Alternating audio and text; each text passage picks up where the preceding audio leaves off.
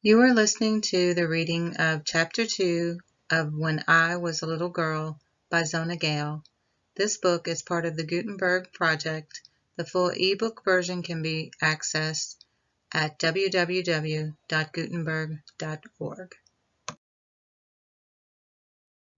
Chapter 2 In No Time. Before months, weeks, days, hours, minutes, and seconds were counted and named, consider how peculiar it all must have seemed. For example, when the unknown about folk of those prehistoric times wished to know when a thing would happen, of course they can have no word when and no answer. If a little prehistoric girl gave a party, she could not have known when to tell her guests to come, so she must have had to wait until supper was ready and then invite them. And if they were not perfectly bred little guests, they may have been offended because they hadn't been invited before, only they would have not have known how to say or think before, so they could not have been quite sure what they were offended at, but they may have been offended anyway. As it happens now with that same kind of guest, and a little prehistoric boy may have been offended, may have asked his father 17 times to bring him a new eagle or a new leopard for a pet, and his father came home night after night and didn't bring it. The prehistoric little boy could not say, "When will you bring it, sir?" because there was no when. So he may have asked a great many other questions and been told to sit in the back of the cave until he could do better. Nobody can have known how long to boil eggs or to bake bread, and people must have had to come to breakfast and just sit and wait until things were done. Worst of all, nobody can have known that time is a thing to use and not to waste. Since they could not measure it, they could not of course tell how fast it was slipping away, and they must have thought that time was theirs to do with what they pleased, instead of turning it into different things. This piece into sleep, this piece into play, this piece into tasks and exercise and fun, just as in those days they probably thought that food is to be eaten because it tastes good and not because it makes the body grow. So they thought that time was a thing to be thrown away and not to be used every bit, which is of course a prehistoric way to think. And anybody can have known about birthdays, and nobody can have known about birthdays, and no story can have started once upon a time, and everything must have been quite different. About then, only of course they didn't know it was then. A prehistoric mother said one morning to her prehistoric little daughter, "Now, Vertebrata, get your practicing done, and then you may go to play." It wasn't a piano, and it wasn't an organ, but it was a lovely, reedy, blow-on-it thing, like a pastoral pipe. And the little girls always sat about on rocks in the landscape as soon as they had had their breakfast and practiced. So Vertebrata took her reed pipes and sat on a rock in the landscape and practiced. All of what we know to be, but she did not know, would be about 5 minutes. Then she came in the cave and tossed the pipes on her bed of skins, and then remembered and hung them in their place above the fireplace, and turned toward the doorway, but her mother, who was roasting flesh in the fire, called her back. "Vertebrata," she said, "did I not tell you to practice?" "I did practice," said Vertebrata. "Then practice and practice," said her mother, not knowing how else to tell her to do her whole hour. Her mother didn't know hours, but she knew by the feel of her feelings when Vertebrata had done enough. So Vertebrata sat on a rock and did 5 minutes more, and came and threw her pipes on her bed of skins, and remembered and hung them up, and then turned toward the door of the cave. But her mother looked up from the flesh pot and called her back again. "Vertebrata," she said, "do you want Mother to have to speak to you again?" "No, indeed, Mother," said the little girl. "Then practice and practice and practice," said her mother. "If you can't play when you grow up, what will people think?" So Vertebrata went back to her landscape rock, and this thing was repeated until Vertebrata had practiced what we now know, but she did not know, to have been about a whole hour. And you can easily see that in order to bring this about, what her mother must have said to her the last time of all was this: I want you to practice and practice and practice and practice and practice and practice and practice and practice and practice and practice and practice and practice, or something almost as long. Now, of course, it was very hard for her mother to say all this, besides roasting the flesh and tidying the cave. So she made up her mind that when her prehistoric husband came home, he must be told about it. And when the sun was at the top of the sky and cast no shadow, and the flesh was roasted brown and fragrant, she dressed it with pungent herbs, and raked the vegetables out of the ashes, and hid the dessert in the cool of the wall of the cave. That was a surprise. And spread the flat rock at the door of the cave, and put vine leaves in her hair, and with Vertebrata set herself to wait. There went by what we now know to have been noon, and another hour, and more hours, and all afternoon, and all early twilight, and still her prehistoric husband did not come home to dinner. Vertebrata was crying with hunger, and the flesh and the vegetables were ice cold, and the prehistoric wife and mother sat looking straight before her without smiling. And then, just as the moon was rising red over the soft breast of the distant wood, the prehistoric father appeared, not looking as if he had done anything. "Is dinner ready?" he asked pleasantly. Now this was the last straw, and the prehistoric wife and mother said so, standing at the door of the cave with Vertebrata crying in the offing. "Troglodyte," she said sadly. That was what she called him. "Dinner has been ready and ready and ready and ready and ready and ready and ready." And she showed him the ice-cold roasted flesh and vegetables. "I'm so sorry, dearest." "I never knew," said the Troglodyte, contritely, and did everything in the world he could to show her how sorry he was. He made haste to open his game bag, and he drew out what food he had killed, and showed her a soft cock-of-the-rock skin for a cap for her, and a white ptarmigan breast to trim it with. And at last she said, because nobody can stay offended when the offender is sorry, "Well, dear, say no more about it. We'll slice up the meat, and it will do very well cold, and I'll warm up the potatoes with some brown butter, or the like. But hurry and bathe, or it'll be ready first again." So he hurried and bathed in the brook, and the cave smelled savory of the hot brown butter. And Vertebrata had a grogan tail stuck in her hair, and presently they sat down to supper, and it was nearly 8 o'clock, but they did not know anything about that. When the serious part of supper was done, and the dessert that was a surprise had been brought, and had surprised and gone, Vertebrata's mother sat up very straight, and looked before her without smiling, and she said, "Now, something must be done." "About what, Leaf Butterfly?" her husband asked. "Vertebrata doesn't practice enough, and you don't come home to dinner enough," she answered, "and something must be done." "I did practice, once," said Vertebrata.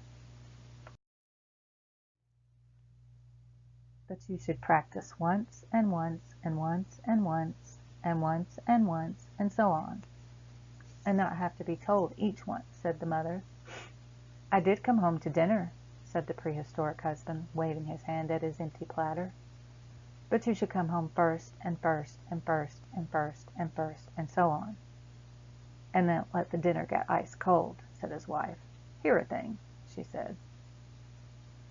She sprinkled some salt all thick on the table, and took the stick on which the flesh had been roasted, and in the salt she drew a circle. "This," she said, "is the sky, and this place at the top is the top of the sky, and when the sun is at the top of the sky, and there is no shadow, I will have ready the dinner, hot and sweet in the pot, and dessert for a surprise. And when the sun is at the top of the sky and there is no shadow, do you come to eat always. That will be dinner. That is well, said the troglodyte, like a true knight. For in those days, even true knights were willing that women should cook and cave tidy for them all day long, and do little else. But that was long ago, and we must forgive it. Then she made a mark in the salt at the edge of the circle, a little way around from the first mark. When the sun is at the edge of the sky, and all red, and the shadows are long, and the dark is coming, I will have ready berries and nuts, and green stuffs, and sweet syrups, and other things that I shall think of for you. And when the sun is at the edge of the sky, and all red, and the shadows are long, and dark is coming, do you hurry to us always. That will be supper. That is well, said the troglodyte, like a true knight. Then she threw the stick a long way around. This is sleep, she said. This place here is waking and breakfast, and then next the sun will be at the top of the sky again, and we will have dinner in the same fashion. And this is right for you. But what to do with the child, I don't know, unless I keep her practicing from the time the sun is up at the top of the sky until it is at the bottom. For if she can't play when she grows up, what will people think? Now, while she said this, the prehistoric woman had been sitting with the stick on which the flesh had been roasted held straight up in her fingers, resting in the middle of the ring which she had made in the salt. And by now the moon was high and white in the sky, and the man saw the moon shadow of the stick fell on the circle from its center to beyond the edge. And presently he stretched out his hand and took the stick from her, and held it so, and sat very still, thinking, thinking, thinking. Fatty, said Vertebrata. She called him that for loving. Fatty, will you make me a little bow and arrow, and scrape 'em white? But her father did not hear her, and instead of answering, he sprang up and began drawing on the soft earth before the cave a deep, deep circle, and he ran for the long stick that had carried his game bag over his shoulder, and in the middle of the earth circle he sat the stick. Watch a thing, he cried. Vertebrata and her mother, understanding little but trusting much, sat by his side, and together, in the hot white night, the three watched the shadow of the stick travel on the dial that they had made. Of course, there was no such thing as bedtime then, and Vertebrata usually sat up until she fell over asleep, when her mother carried her off to her little bed of skins. But this night she was so excited that she didn't fall over, for the stick shadow moved like a finger, like indeed a living thing that had been in the world all the time without her knowing. And they watched it while it went a long way around the circle. Then her mother said, Nonsense, Vertebrata, you must be sleeping, now whether you know it or not. And she put her to bed, Vertebrata saying all the way that she was wide awake, just like in the daytime. And when her mother went back outside the cave, the man looked up at her wonderfully. Registamata, said he, which is to say siren. If the sun shadow will do the same thing as the moon shadow, we have found a way to make Vertebrata practice enough. In the morning, when Vertebrata came out of the cave, she woke alone and dressed alone, just like being grown up. She found her mother and father down on their hands and knees, studying the circle in the soft earth, and the long sun shadow of the stick, and her mother called her, and she went running to her, and her mother said, Now we will have breakfast, dear, and then you get your pipes and come here and practice. And when you begin, we will lay a piece of bone where the shadow stands, and when I feel the feeling of enough, I will tell you, and you will stop practicing. And we will lay another piece of bone on that shadow, and after this you will always practice from one bone to another, forever. Vertebrata could hardly wait to have breakfast. Before she tried it, and then she ran and brought her pipes and sat down beside the circle. And her father did not go to his hunting, or her mother to her cooking and cave tidying, but they both sat there with Vertebrata, hearing her pipe and watching the shadow finger move, and waiting till her mother should feel the feeling of enough. Now! Since the world began, the hours, minutes, and seconds had been hanging over it, waiting patiently until people would understand about them. But nobody before had ever thought about them, and Vertebrata and her mother and her father were the very first ones who had even begun to understand.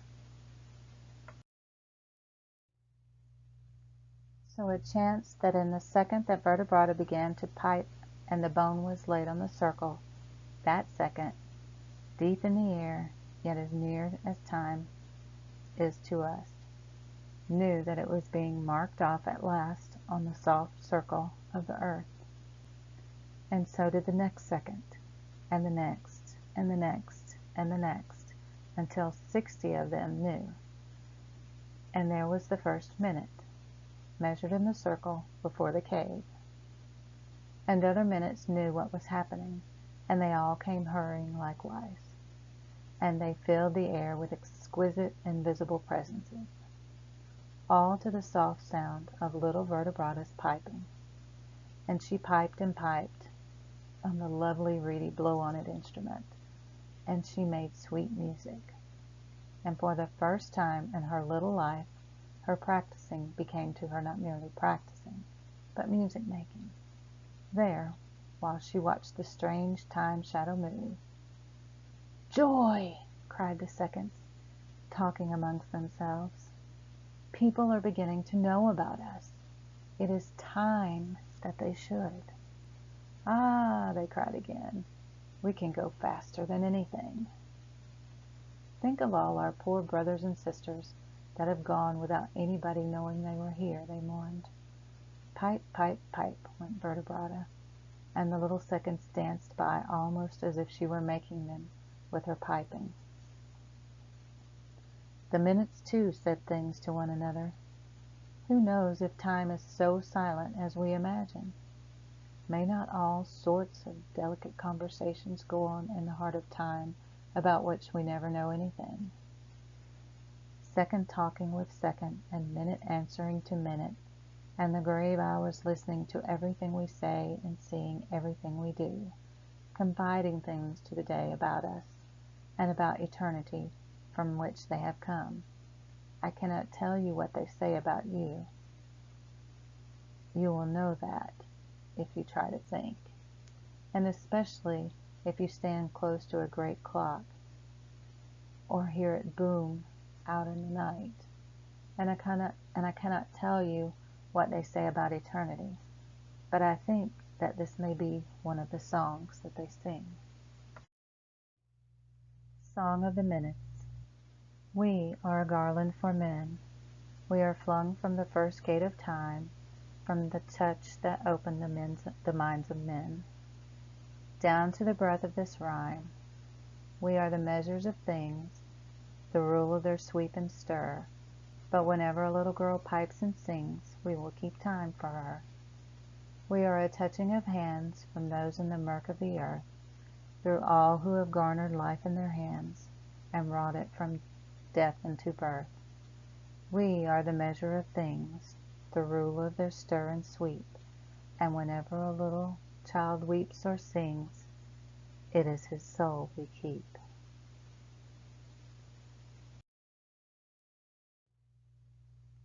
At last, when 60 minutes had danced and chorus past, there was of course the first rosy hour ever to have her coming and passing marked since earth began. And when the hour was gone, Vertebrata's mother felt the feeling of enough, and she said to Vertebrata, "That will do, dear. Now you may go and play." That was the first exact hour's practicing that ever any little girl did by any sort of clock. "Ribbon fish mine," said the prehistoric man to his wife, when Vertebrata had finished. "I have been thinking additional thoughts. Why could we not use the circle in other ways?" "What ways, besides for your coming home and for Vertebrata's practicing?" asked the prehistoric woman. But we must forgive her for knowing about only those two things, for she was a very prehistoric woman indeed. "Little bones might be laid between the big bones," said the man, and by that, of course, he meant measuring off minutes. "By certain of them you could roast flesh, and not kneel continually beside the fire. By certain of them you could boil eggs, make meat the cakes, and not be in peril of burning the beans also." He was silent for a moment, looking away over the soft breast of the wood where the sun was shining its utmost, because it was so many reasons. "When I look at that moving finger on the circle thing," he said slowly, "it feels as if whoever made the sun were saying things to me, but with no words.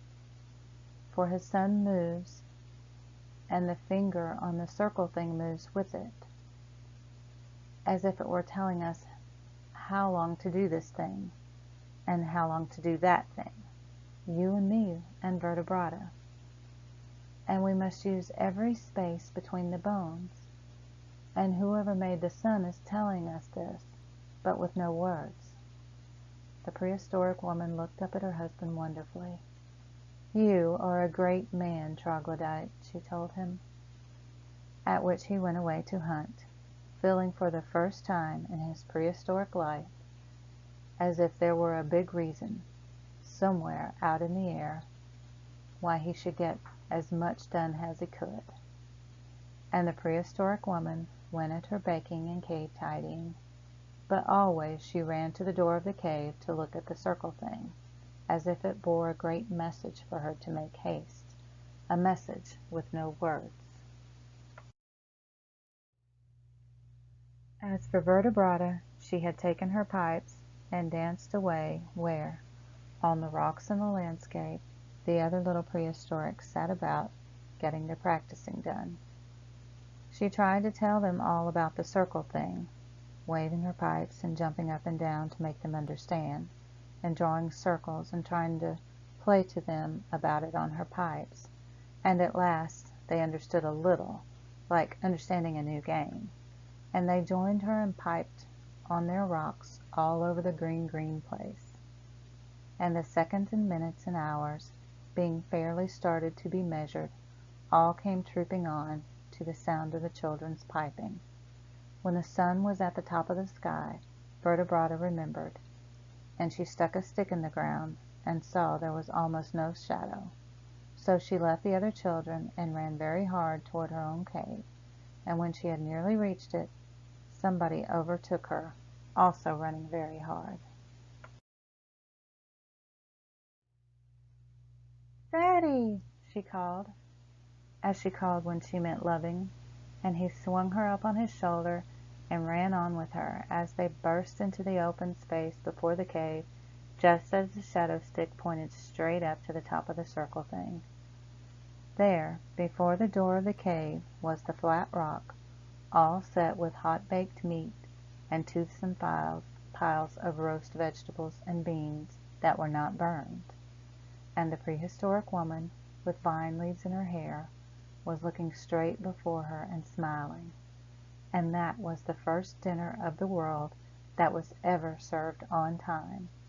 And since that day, to be late for dinner is one of the things which nobody may do. And perhaps, in memory of the prehistoric woman, when this occurs, the politest ladies may always look straight before them without smiling. "Is dinner ready, Sea Anemone?" asked the man. "On the bone," replied the wife pleasantly. "What's for cert?"